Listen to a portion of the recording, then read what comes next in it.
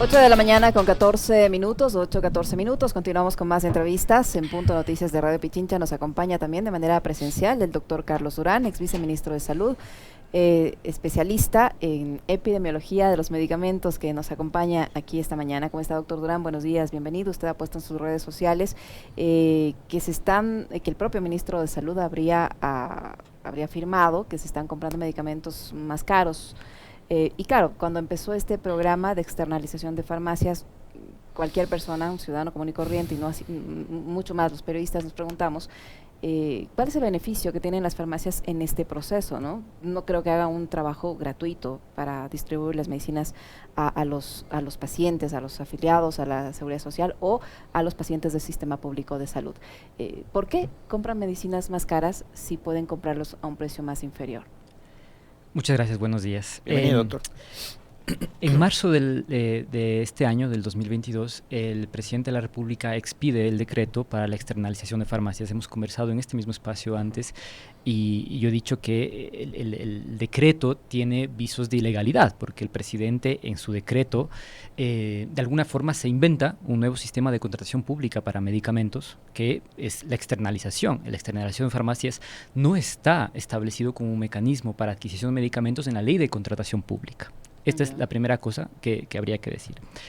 El programa se pone en marcha a partir de la expedición del decreto en marzo de este año. Todavía en la época de la ministra Garzón, el primer decreto decía que el precio que se va a pagar a los medicamentos dentro del programa es el precio que se alcance en la subasta inversa corporativa de medicamentos que el propio gobierno lanzó también en el primer semestre de este año. Hasta ahí todo bien, uno podría decir, bueno, entonces en la externalización de farmacias, yo voy a pagar exactamente el mismo precio que se produce luego de la puja de varios competidores y el mismo precio voy a pagar de un lado o del otro. Perfecto. En 19 de octubre de este año, el presidente firma un nuevo decreto en donde dice, disculpen, ya no se va a pagar el precio ganador de la subasta, sino el precio que parte de la subasta. Y el precio que parte de la subasta es un precio que es significativamente mayor, justamente para permitir la competencia. No es más que un precio, se llama precio referencial, no es más que un precio techo, ¿no? Que es un precio que se calcula en base a datos históricos principalmente, y a partir de ahí empieza la subasta. Lo que ha dicho el ministro en una radio local la semana pasada es que la diferencia entre el precio referencial y el precio que se consigue luego de la subasta fue del 48% en promedio. Bien, digamos, lograron disminuir el precio, la diferencia entre el precio referencial y el precio de subasta fue 48% menor. Entonces, de alguna forma hubo un ahorro potencial al Estado de 48%. Al mismo tiempo, entonces, el presidente está diciendo que está dispuesto a comprar un medicamento 48% más caro. Porque si yo voy a comprarle, le voy a pagar en el programa de Medicina Cerca el precio referencial y el ministro dice que el ahorro potencial fue de 48%, entonces estoy admitiendo, sin ningún problema, estoy admitiendo que estoy pagando por el mismo bien 48% más caro un medicamento que puedo conseguir 48% más barato. Es decir, tenían que haberse quedado con el formato anterior que habían ellos mismos dispuesto. En todo caso. ¿Para qué reforman el decreto? Entonces? Exactamente. Reforman un decreto para beneficiar, ¿no? A alguien, en este caso me imagino que las empresas que están adheridas al convenio, y pagarles mucho más. Y encima de eso, Licenia y Alexis, encima de eso, el decreto del presidente, digamos, de la reforma del decreto y que está vigente en este momento, dice que sobre el precio referencial, además, se pagarán gastos de gestión. ¿Qué significa eso? Significa que la Secretaría Técnica de Control de Precios, que además, hago un paréntesis aquí, también ahí se comete otra ilegalidad porque el Consejo Nacional de Precios y su ejecutor, que es la Secretaría Nacional de Precios, no tiene ninguna competencia para calcular gastos de gestión de un programa como esto. La principal finalidad de la Secretaría de Precios es marcar el precio techo de los medicamentos en el sector público. Entonces están pagando una cantidad ingente de recursos. Doctor, esto que usted acaba de decir es tremendamente preocupante porque hay un hecho fundamental. La salud es un servicio público no es un negocio. Y como usted nos lo está hoy presentando a Licen y a mí y a todos los que nos ven y nos escuchan, parecería que el servicio público de salud se ha convertido en un negocio o en un negociado. ¿Cómo es posible que hagan estas modificaciones? Porque usted hace un momento dijo algo que es clave también. Alguien se está beneficiando de esto. ¿Quiénes se estarían beneficiando de esto? Tomando en cuenta además un hecho fundamental. Tenemos un vicepresidente de la República que es médico. Y el médico, antes que cualquier otro profesional, es un ser humano que entiende que está para salvar vidas, para cuidar vidas. Pero acá están priorizando el tema monetario por encima de lo que es la salud pública. Yo hacía la siguiente reflexión, Alexis. Si yo tengo un sistema de contratación pública de medicamentos vía subasta inversa corporativa, y creo que es uno de los aciertos del gobierno, hay que decirlo también. La última subasta corporativa en este país se realizó en el año 2016.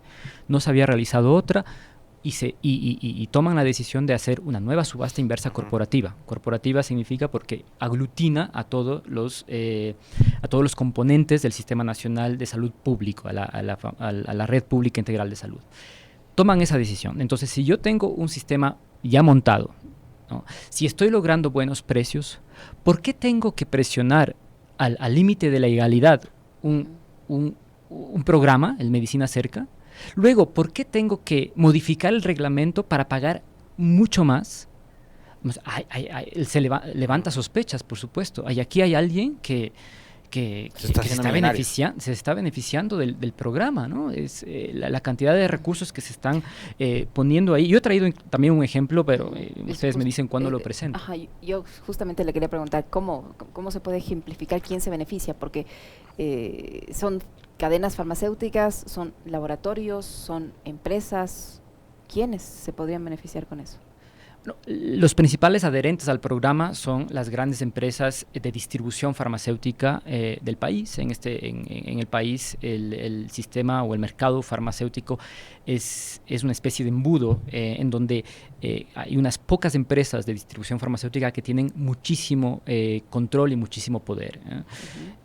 Obviamente que no puedo ir más allá, no tengo evidencia concreta de esto, pero por supuesto son las empresas que están adhiriéndose al programa. Yo he traído un ejemplo de lo que significaría para el gobierno. He traído el medicamento nitrofurantoína, que es un medicamento que se utiliza para las infecciones de vías urinarias, especialmente en mujeres. Nitrofurantoína, por subasta inversa corporativa, ¿no? Empiezan la subasta con un precio referencial de 0.6 centavos. El precio final, luego del ejercicio de subasta, es de 0.3. O sea, ahí hubo una diferencia del 45.5% a la baja. O sea, empieza la subasta, 20 minutos después se cierra la subasta, es una subasta electrónica, y el precio es 45.5% menor. Bien, la cantidad referencial fueron 32 millones de unidades. El ganador fue un laboratorio, bueno, hay un representante legal, pero el laboratorio es Kaplan Point Laboratorios, y está disponible para adquisición en el sector público a partir del 27 de junio de este año. O sea, el 27 de junio de este año fue catalogado, ¿no? Se pone en el portal y ya todas las unidades del ministerio pueden empezar a adquirir el medicamento. El mismo medicamento... tenía una baja de 45%. En la subasta. Entonces, previo al decreto del presidente, el ministerio, la ministra Garzón digamos, lo que implementó, dice, nosotros vamos a pagar el mismo medicamento, nitrofurantoína de 100 miligramos, voy a pagar al mismo precio que logró la subasta, a 0.3 centavos. Yo también voy a pagar a 0.3. Perfecto. Quien quiera adherirse, yo le voy a pagar eso, ¿no? Y habían presupuestado para 159,000 unidades, $5 millones el Ministerio de Salud Pública.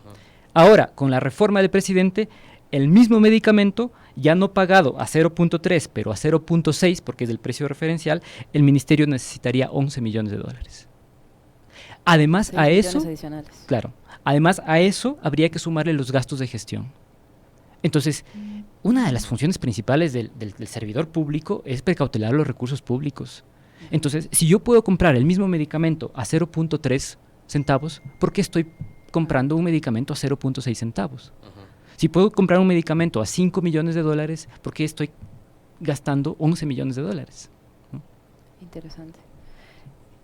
Este proceso de externalización de farmacias, doctor Durán, ¿está dando resultados? Yo he escuchado todavía quejas de algunos pacientes del sistema público de salud que ni así pueden conseguir los medicamentos porque simplemente no sé si no se los adquiere o no pueden o no hay los recursos, no sé qué pasa, pero pese a este sistema de externalización de farmacias que buscaba facilitar el acceso a medicinas de los enfermos del sistema público de salud, no consiguen las medicinas. Yo creo que hay que hacer el análisis en dos sentidos. El primero es el desastre de los dos últimos años del presidente Moreno en el sector salud. Recordarán ustedes que tuvimos 5 o 8 ministros de salud que duraron un día. Y un escándalo a partir del reparto de los hospitales. Exactamente, ¿no? Escándalo tras escándalo. ¿No? Luego, incluso asambleístas que están todavía procesados por ese escándalo. Luego también hubo, en el primer periodo del presidente Lasso, se concentró mucho la idea en montar el programa de medicina cerca y se descuidó de alguna forma la planificación de la subasta inversa corporativa. En el sector público, la ley de contratación pública ecuatoriana demanda mucha planificación porque son procesos que pueden tomar bastante tiempo. Entonces, lo que estamos viendo en este momento sí que es resultado de estos dos eventos que lo dejaron al ministerio bastante complicado desde el punto de vista de la planificación de sus necesidades.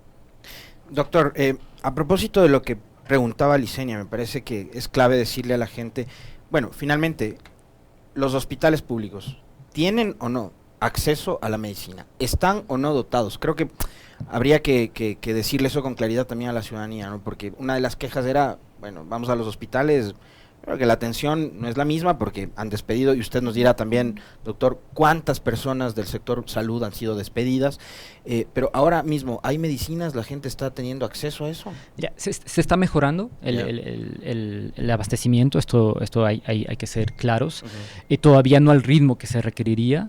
Hay otra cosa que desde mi punto de vista es criticable, es que nos hemos convertido además en uno de los ministerios que más donaciones recibe quizás en la región, ¿no? De pasar de ser incluso a veces un ministerio y un gobierno que donaba a gobiernos amigos, ahora estamos requiriendo que todo el mundo nos done, ¿no? Nos acaban de donar vacunas para la influenza, nos acaban de donar insulina. Es como que estaríamos en una situación de calidad, sí, complicada, ¿no? Pero bueno, más allá de eso, empieza a existir abastecimiento, todavía es incipiente.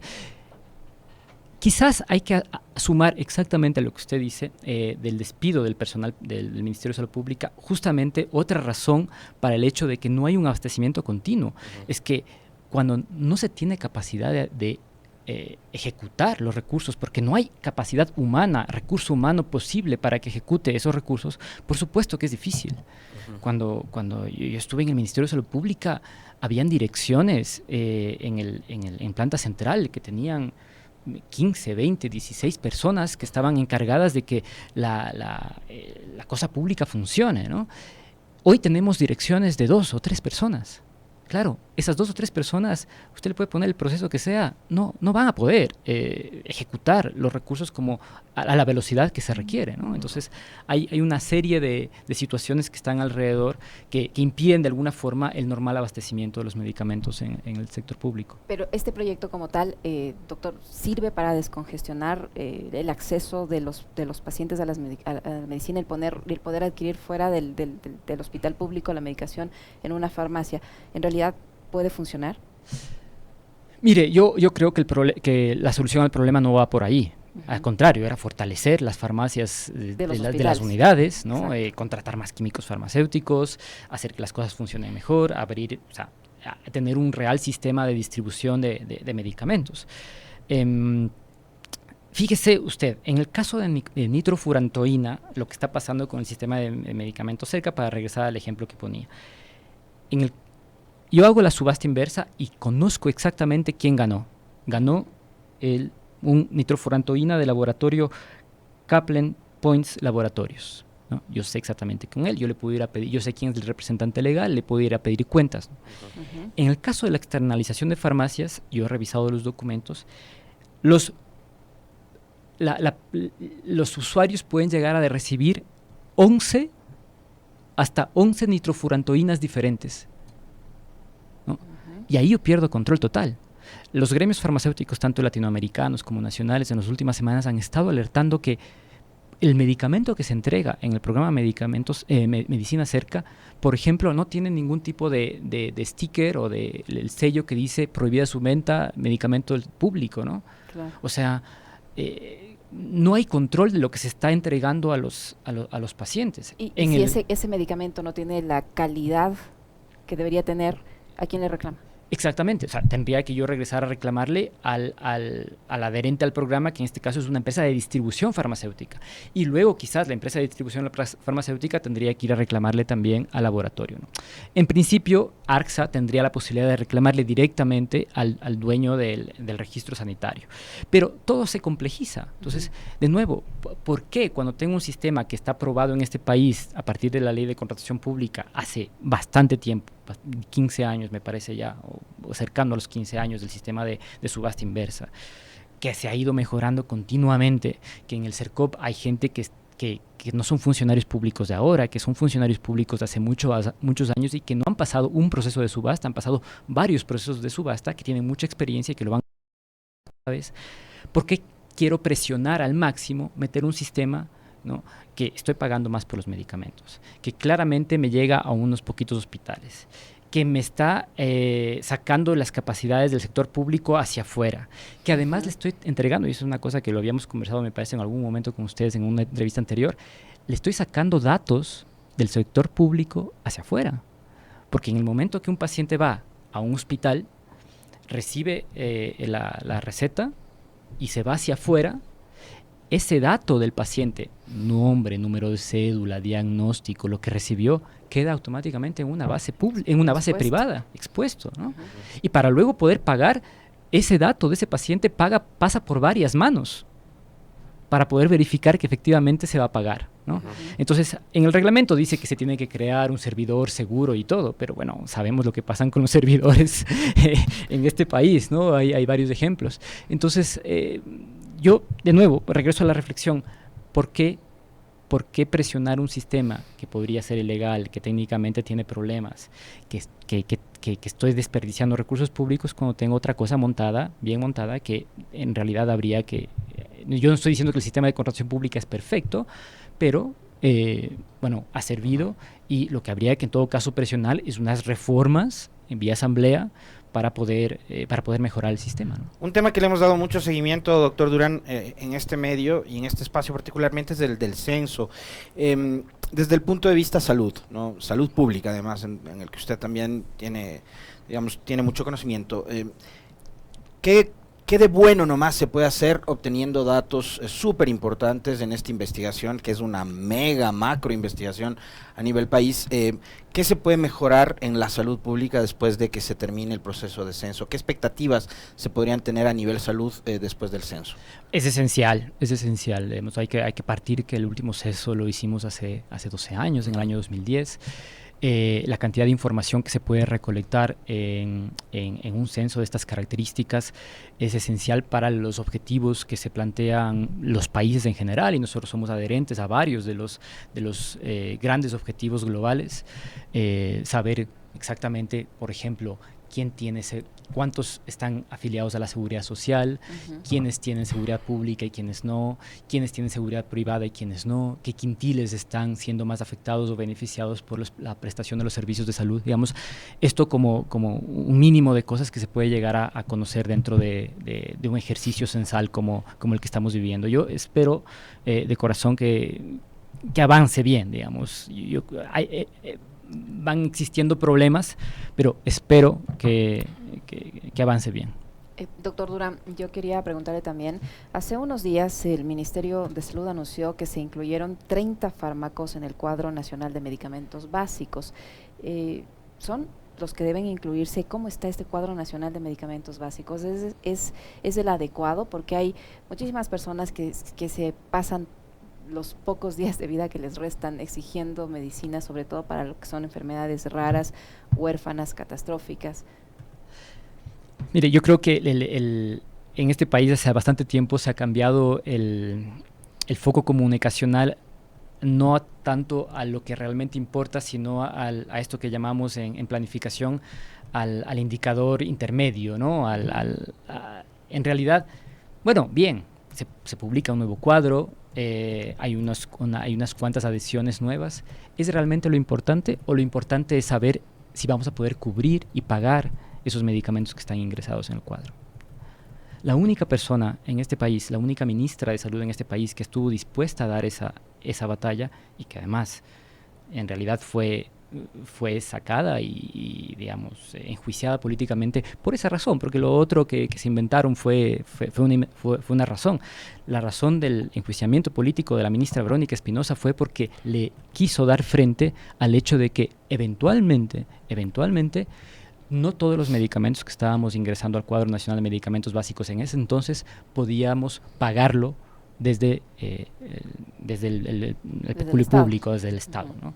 Entonces, para mí es como, bien, digamos, hay un gran ejercicio comunicacional para promocionar que hay un nuevo cuadro, perfecto. El problema acá es, ¿vamos a poder pagar el nuevo cuadro? ¿Hay un ejercicio real de cálculo de costos presupuestarios detrás? Esto no estoy tan seguro. Y sobre todo si los pacientes que necesitan esos medicamentos van a poder acceder a ellos. Exactamente, digamos. Si uno mira desde los 2 últimos cuadros, más o menos ha aumentado casi en más o menos 100 nuevos medicamentos.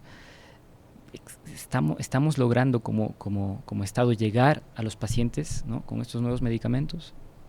Yo todavía escucho historias de medicamentos muy simples que la gente no tiene acceso, ¿no?